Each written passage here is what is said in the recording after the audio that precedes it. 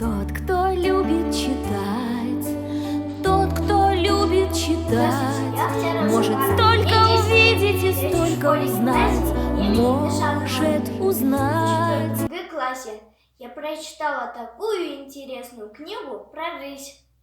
Автор Нина Сурмава. И сейчас я расскажу про нее. Как вы думаете, кого я тут нарисовала? Вы, наверное, встречали уже ее на улицах и в домах. Да, вы угадали, это кошка. Она домашнее животное. Как вы думаете, а это кто? Вы думаете, что это тоже кошка? Нет, это не кошка. Хотя и она относится к семейству кошачьих, она дикое животное. Это рысь. У нее коротенький хвост, как будто ее кто-то отрубил. У нее на спине и на лапах вот такие пятна. У нее уши, как антенна. И еще ее можно встретить в зоопарках. Рысь очень искусный охотник.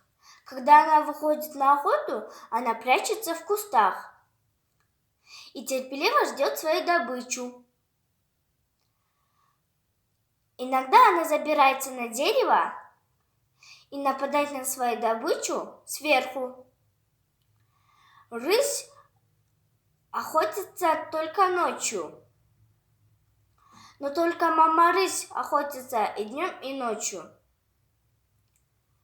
Потому что она должна целый день кормить своих детенышей.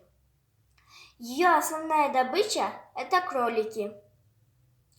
Однажды в штате Аризона на рысь напала пума. Она хотела забраться на дерево, но вокруг нее не было ни одного дерева. Но зато были высокие колючие кактусы. Она быстро забралась на вершину кактуса и там терпеливо ждала, когда ее враг уйдет. Рысь очень заботливая мама. У нее рождается 2 или 3 рысенка.